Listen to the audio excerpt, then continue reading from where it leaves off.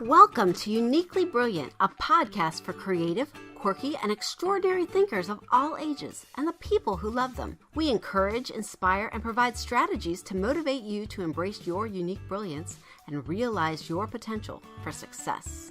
Hi, I'm Diana Bader, also known as Coach Di. I encourage teens and young adults to become who they are and develop personal success through self-awareness and positivity. You can find me at freshcanvascoaching.com, follow and like the Fresh Canvas Facebook page, or follow me on Twitter and Instagram at Coach Di.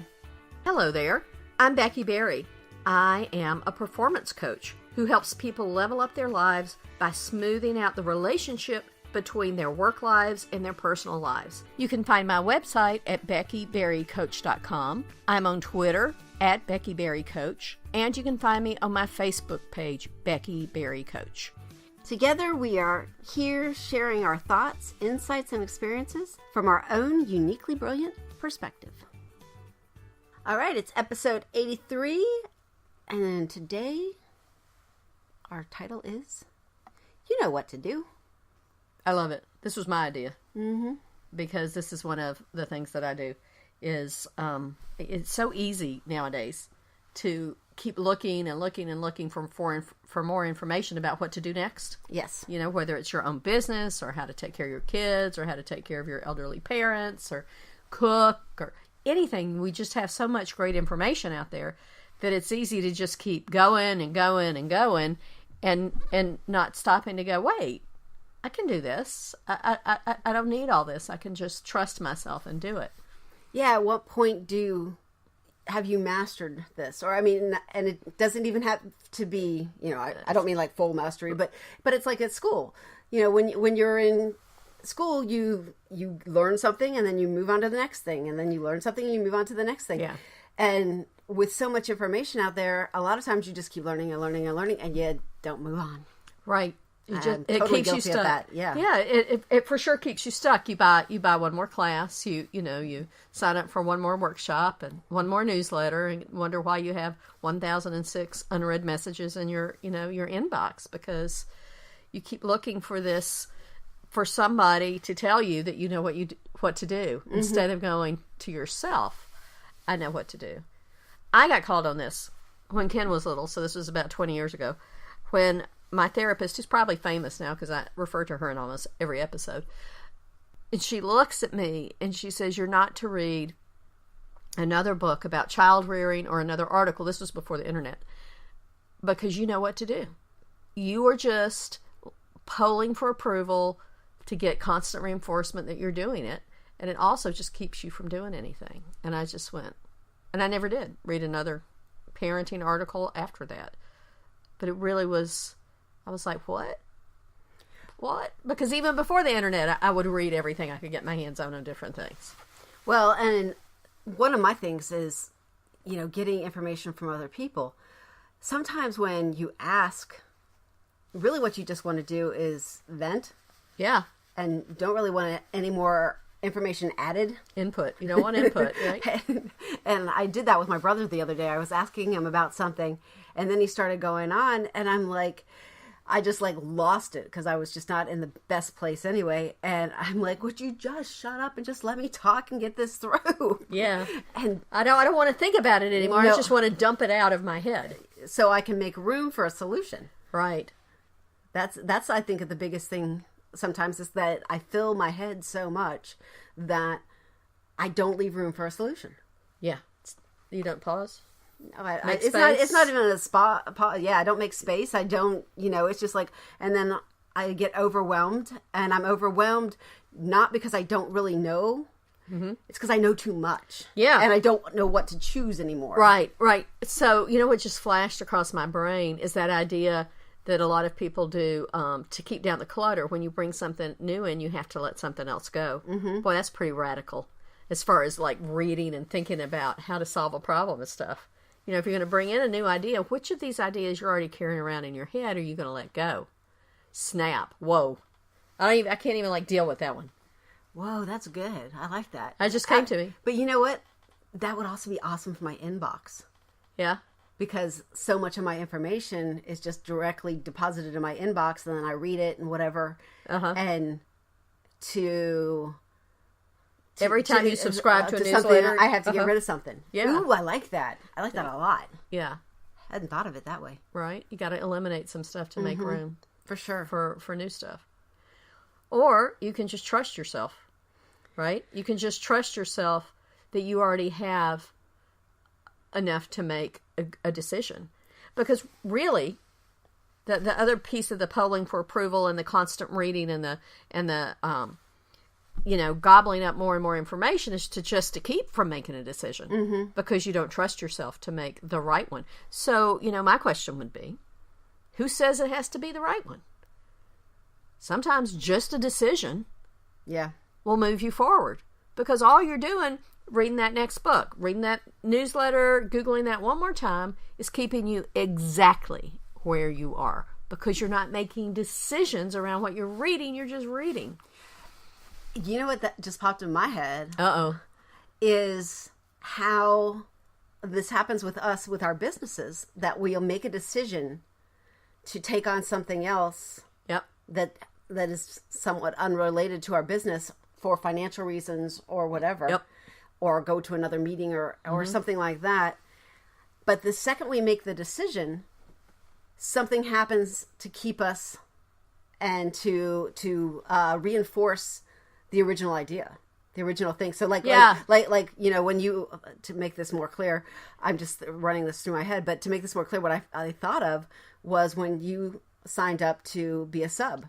At school. And I got really busy. And so the universe is like, no, you're not going back in the classroom. Yeah. And so it was just the fact that you made that decision that was the catalyst for, whoa, hold on. Yeah. Wrong decision. Well, but you made one. And right. So, it was just that whole thing of making the decision. Yeah. And then it wasn't, I don't know. It was just a decision. I don't think it was right or wrong. That's really true.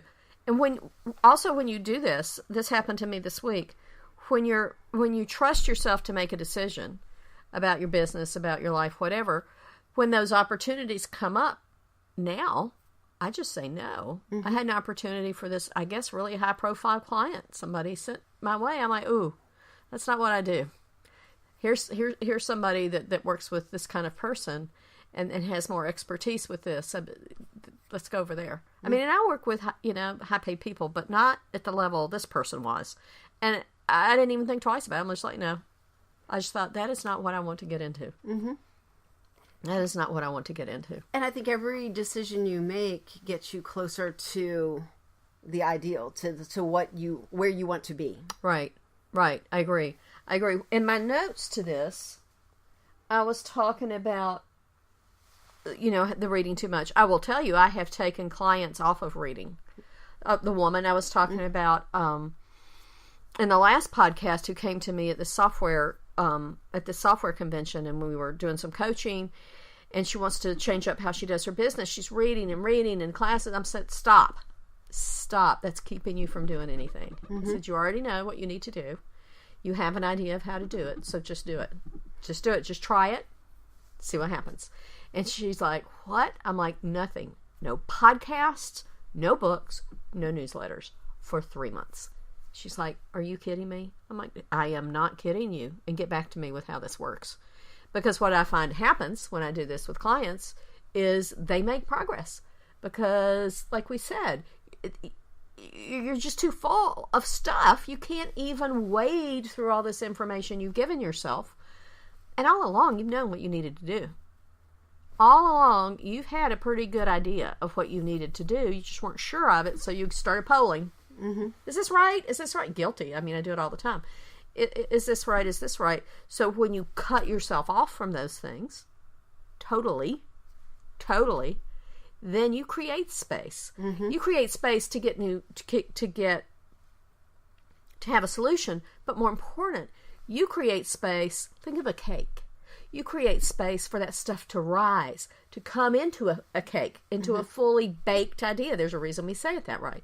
You can take all of those elements, stir it up, and now you come up with this unique idea that's yours. But if you don't stop, it's not going to happen.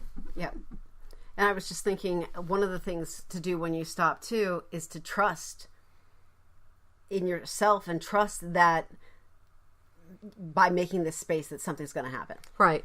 Well, that's my job, right? As a coach, it's my job to tell you that. Yeah. Is to go, look, I know this is hard, but you have to do it. I've taken 2 people off job searches for the summer. I'm like, no, you're done. No job searches, no blind resumes. No. August 15th, we'll talk about your strategy going forward. They're like, what? I'm like, let me ask you, how pleasant has this been for you? Sending out blind resumes, rejection, you don't even know why. No, is that good? Does that make you feel good? School's out this week, etc. I'm like, no, let's focus on the summer. We'll get your LinkedIn and your resume all pretty. We'll have that ready for the fall. But right now, stop. Because when you do that, when you're continuously searching and searching and searching, and you get back negative, or even worse, nothing, it just tears you down. And then you get all those things. Now your brain is cluttered with all this negative stuff, right? Well, you got to reset. Well, there you're filling the space with what ifs and what am I doing wrong, and what should I have done, and what could I have done, and if I only... No, not helping anything. So take some time off.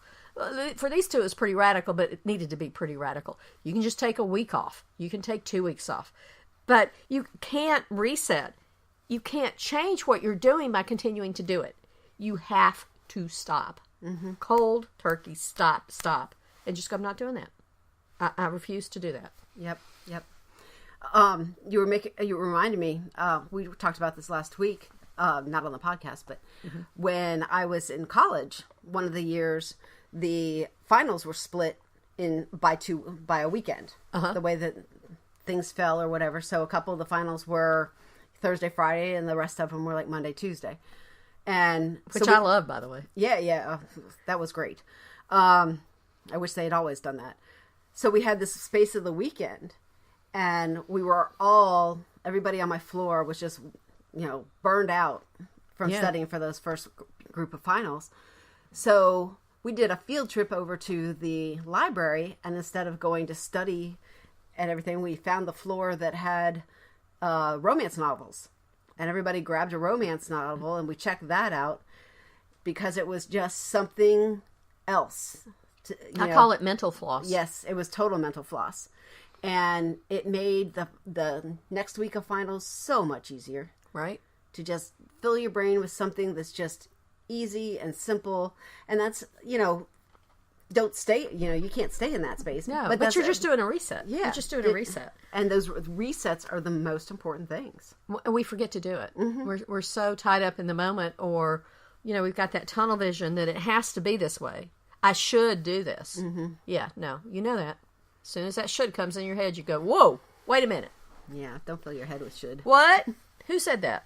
And stop it. Just stop it, because should is rarely ever a reason to do something. Sometimes it is, but those are really life and death, health kind of things. Not I should study this way. I should get this job. I should take this class. Those are not should things. Yep, exactly. So the other thing I think with this is decision fatigue. One of my favorite topics. Yeah. I get tired of making decisions. Right. I get tired of being... this happens a lot in relationships, or whether it's a business relationship or a personal relationship, where it always seems there's that one person who's making all the decisions, or the majority of them. And it may not... Sometimes it's even sort of disguised as other things, but it always boils down to that person being the coordinator. And that's cool if you really enjoy that, but after a while, even if you're the one that enjoys it, it gets old. Yeah. And my response is, I wouldn't have asked you if I didn't want your answer. Don't ask me to decide this. Right? Yeah. I think that's really true. I just keep thinking of... Because I'm that person, I'm usually that person. I'm like, no, I'm not making one more decision. Well, and I try to have something, but it's always, it's like you're going out to eat. Well, where do you want to go? I don't know. Where do you want to go? I don't know. I mean, you can go back and forth like that. Sometimes we do that. Yeah, we do. But we resolve it pretty fast. Yeah. But when Ken and I do it, I'm like, no, you tell me, because I'm not telling. Yeah. I'm not deciding. I have decided all day. I have my own business. I'm single. I live in my own house. All I do is make decisions. Mm-hmm. All I do is make decisions, which makes it really easy to go to that place where I don't know what to do. Because I'm just tired of it. I can't possibly know what to do about this because I've just decided what to do about this and this and this.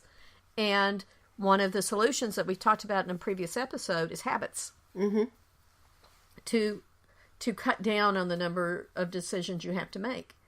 And a habit is the ultimate expression of you know what to do. Says the woman, how long have I had that up on my mirror upstairs? 1.5 years, 2 years? I have a schedule up there for my morning. Mm-hmm.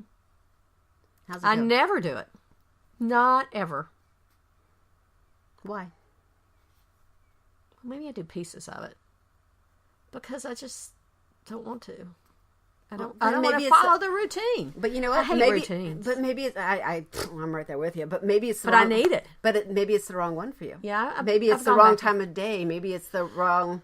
I know that, but I know it's the right time of day. But is there a should attached to it? I don't know. Maybe there is. I also think it's just I have to decide to do it because I start off my day by am I going to press the snooze button or am I going to get up? And on the days where I just get up, everything goes so much smoother because I'm not making a decision. I set the alarm for this time. Get out of the bed. There was a reason. Go. But I'm just I'm polling myself. I mean, it's just insane. I know what to do, and I know it's going to go smoother. And and I know it's been stressful. It's been crazy stressful lately, and that's part of it. But I know on the days that I do it, my day is so much better. So much smoother. Oh my goodness. That rush thing. It's a tenet of Al-Anon. I'll keep to, just for today, I'll keep to my plan. I can't remember all of it. But it'll save me from 2 pests. Hurry and indecision. Oh. Right? I mean, it's on this bookmark, I don't know how old is this bookmark? 20 years old, falling apart. It's cardboard in the middle. I like that. Yeah.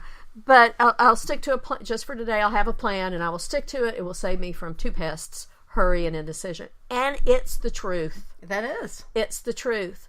Because see, when I'm messing with that plan, I'm doing that polling for proof. I'm looking for reasons not to do it instead of just do it. Dadgummit. Because you know what I'm doing? I'm staying stuck. Well, one thing I think that helps, one decision to make when you have something like that, when you have a structure that you're trying to create a habit, is to just make the decision that not every day you have to make the decision. Sort of, and that you don't have to stick to it every day. And then that would work. And then that would work. Yeah, and then when you give yourself permission to not stick to it every day, that's when you start wanting to. Mm-hmm.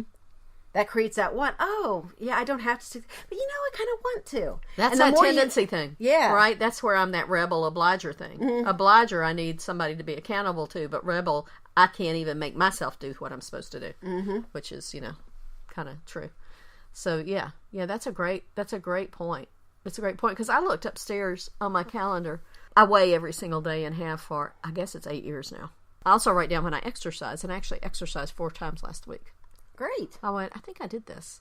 So even though I didn't go strictly by my plan, a key tenet of that plan, I did accomplish. So that was like, whoa, now do it again. Well, and you can always give yourself, okay, I would like to achieve 80% of this, that 80% rule. Okay. But I think a lot of things, I've been doing this a lot lately because things have been really out of whack and a lot of things have been very much out of my control. And that's always a lovely place to be. Oh, tell me about it. And I have literally stopped and given myself permission to decide not to do some things and to do other things because that's where I was in that moment. Right. And so you can't control every moment. You can't control outside forces. You can't control everything. So you knew what to do and you did it. You didn't. Did you get in a big philosophical discussion with yourself, or did you go, "No, this is just what I'm doing"? It varied. Sometimes I'll sit there. Well, you should be doing this, and blah, blah, and I do have this list like this, and But one of the things I've started to get better at, it's always a work in progress, is still appreciating myself when I get done as much as I get done. So, are you putting it in your victory bottle? Because you should. Because I did that. I did that last week. You know, mine with the big bow. I haven't been as much, but yeah. Yeah. Make sure you're getting back into that. Because this is a perfect time for you to do that. Because you've got so much crap going on. Mm-hmm. Yeah, I use that word because it's true. So I think what the things we've just shared is that we do know what to do. Mm-hmm. Right? We do know what to do. So we've got to give ourselves room to say, I do know what to do here. I do. Because listen, that guy I turned down, I was like, I went back and forth. But I went back and forth for 2 minutes, not 2 days. Yes. I had responded to that in 2 minutes.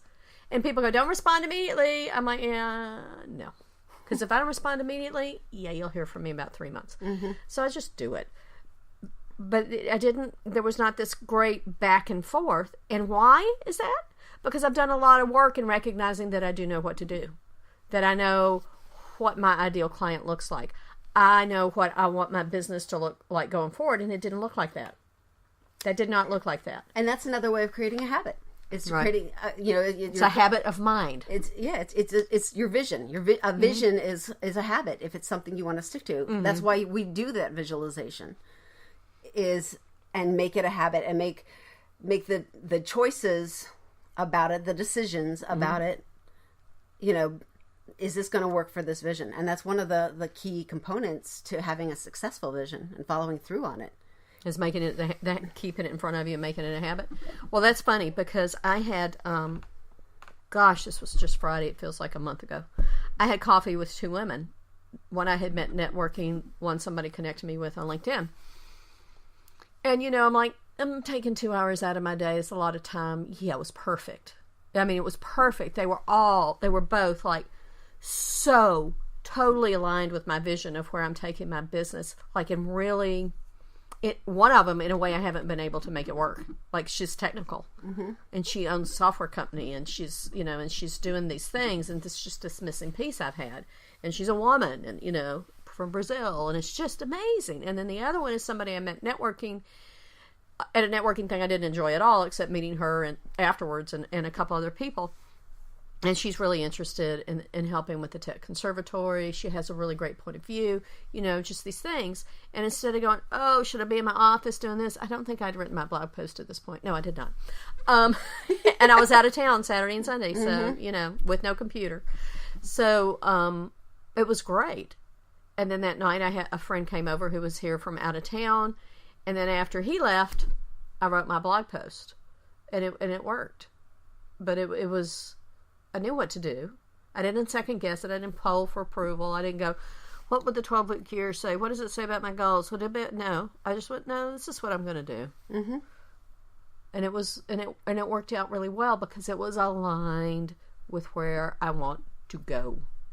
That's the only person responsible for aligning myself and the things I do with where I want to go is me. Mm-hmm. No email, no website, no class, nothing can make that happen but me just doing one thing and then the next thing and the next thing. And that's why I subscribe so much to that essentialism. When I am faced with still haven't read it. When I'm faced with a big decision, the question I come up with all the time is, does this fit with what's most important? And I think those are the kind of questions that the situations I struggle the most with is when they don't when I'm not sure if which direction to go is the best one that fits the situation, that fits what's most important to me. Oh, yeah. Yeah. Right? Mm-hmm. Right. Because I had to have the money talk about turning down that client. Mm-hmm. I had to have the money talk at the crevice where I am between the middle of 1 month and like the second week of the second one, where my cash flow hasn't like smoothed out, and I'm skirting danger. Let's just say it that way. And I still said no because it didn't fit. It didn't fit what's most important to me. Yeah. So it's kind of cool. All right, so Stamp of Brilliance, you ready to figure it out? Yeah, I think we're going to have to talk about that for a minute. Yeah, maybe one day we'll record us figuring it out, but not today. So enjoy the, nanosecond of music. Okay, the Stamp of Brilliance is to make room in our heads for new stuff. We have to let go of some of the old stuff. I really like that concept. I think it's perfect. Mm-hmm. Of course, it doesn't have anything to do with the fact I said it, but we'll keep. I'm just saying. That's right. We're patting you on the back. Thank you. That's what I like. I need my pats on the back. That's part of my personality. Absolutely. All right. Thank you for listening. If you enjoy the podcast, please share it with a friend. Also, take a minute to rate it and leave a review on iTunes. Check out our website at uniquelybrilliant.me and sign up to have the podcast delivered directly to your inbox. Shoot any thoughts, comments, suggestions to talk, 2, us, at uniquelybrilliant.me. And you can also reach out to us on our Facebook page. And don't forget to like us. Until next time.